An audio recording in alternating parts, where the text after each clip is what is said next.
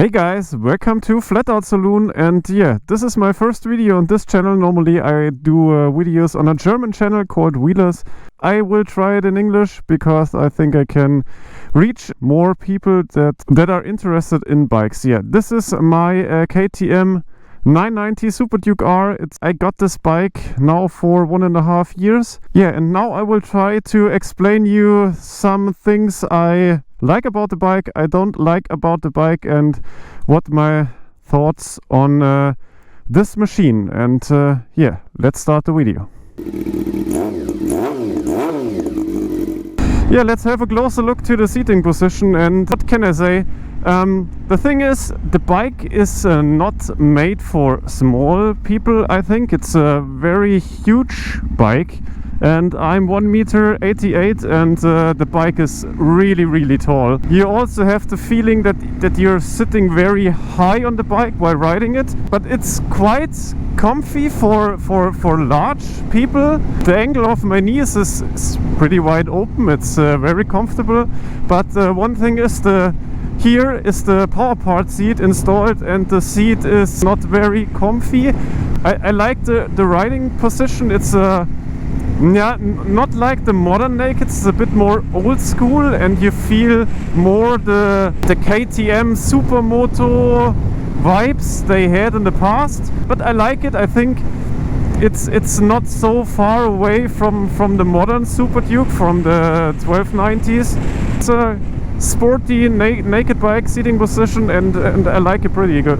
The engine of the SuperDuke R is a 75-degree V-twin with 990 cc. The engine produces 133 horsepower and 102 Newton meters of torque. The engine is, like said before, totally different from the standard 990 SuperDuke. We got lighter internal parts, bigger inlet valves, bigger throttle bodies, a different engine map, and Akrapovic headers. Especially this bike got an Akrapovic full system, a slightly modified airbox, and a different ECU mapping for better throttle response. Yeah, let's talk about the engine. The engine is as said before, different from the normal 990 SuperDuke.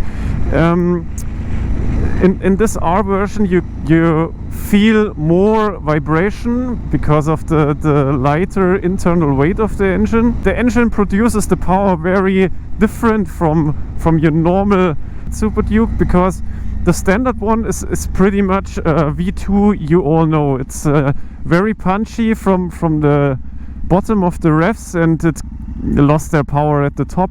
But this one starts to produce the most of its power at 7.5-8,000 RPM, and then it starts to punch us really hard, and at this point it gets really funny, but it's not easy to ride. But how it is to ride, we will talk later in the suspension part. One of the huge problems of this engine is the fueling.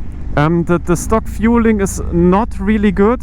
I'm riding a special tune ECU map.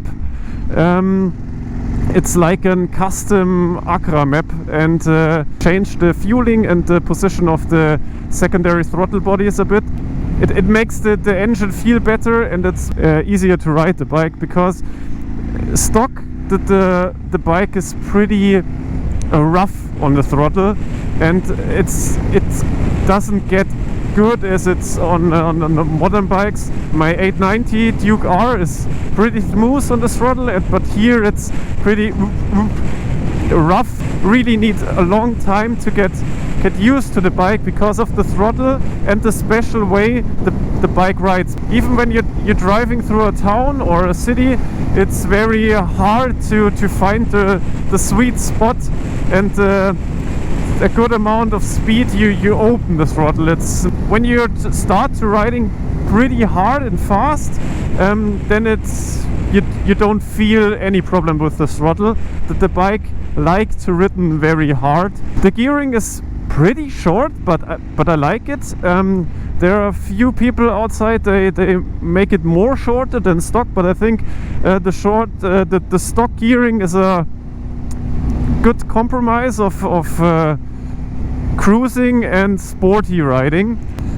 What can I say to the end of the engine? It's a pretty rough special V2. It's a very top-end power V2 with its very own character, and I think there are the most people, they would like to buy a naked bike, don't like this kind of V2s, because it's the power is all at the top, and you have, in my opinion, enough torque at the lower end of the ref range, but it's not that torquey that you would expect it from a V2.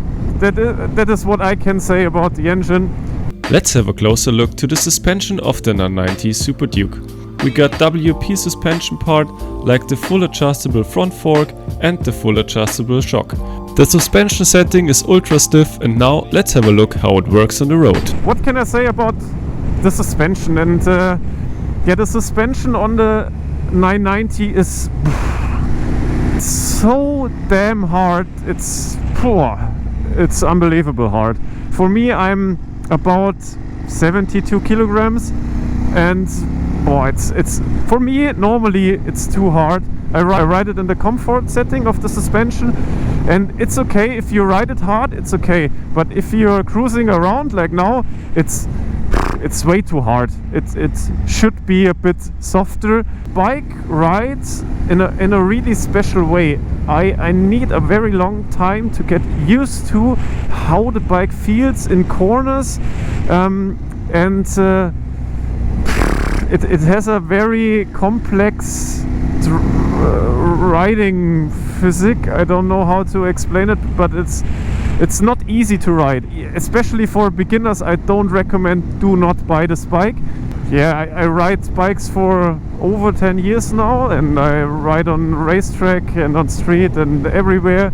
I nearly drive every kind of motorcycles, but this one was for me very special, and that you get to a point where you understand how to ride this bike. Maybe the point will never come to you, then you will never understand how to ride this bike, and then you have to sell it, because then you will not get friend with the bike. If you reach the point where it makes the click and you know, oh, this is the way how to ride this bike, okay, in this riding situation the bike rides this way and feels this way, and if you understand it how it feels and what the bike wants, you can have a lot of fun with this bike. And this is why I don't sell the bike, because I get to the point where it starts to make really fun, and yeah, I like it a lot.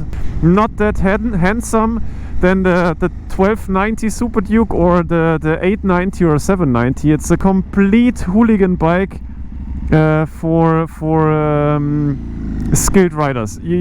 Otherwise you will be very slow on the bike, and it will make you yeah, it's very exhausting to ride this bike.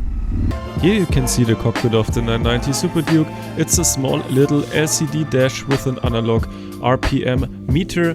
The dash is pretty simple. It only can show you the speed, the coolant temperature, a clock, and a few trip counters. What is missing, in my opinion, is a fuel gauge because of the high fuel consumption of the bike. Here we have the brakes of the 990 SuperDuke R. On the top we got a radial Brembo brake pump with braided brake lines, 320mm disc, and two radial mounted Brembo brake caliper. On the back we got the 240mm brake disc with also an Brembo brake caliper. And now let's have a look how it works on the road. Yeah, let's talk about the brakes. We can start with the front brake, and I like the feeling. It's you have a good pressure feeling in the lever of the front brake, and it's really good, especially in this time. The bike is now 15 years old, and the brakes still feel really good. The pressure in the lever is very nice. It's a very transparent feeling what the brake does and how much amount of force you have put into the lever. It's the rear brake is okay. It's not outstanding. Yeah, it's not the best, but it's okay from a modern perspective. Okay guys, thanks for watching. I hope you enjoyed the video. Leave a like or write a comment. I'm very interested in what do you think about the video. And yeah, hopefully we will see us in the next one. Bye.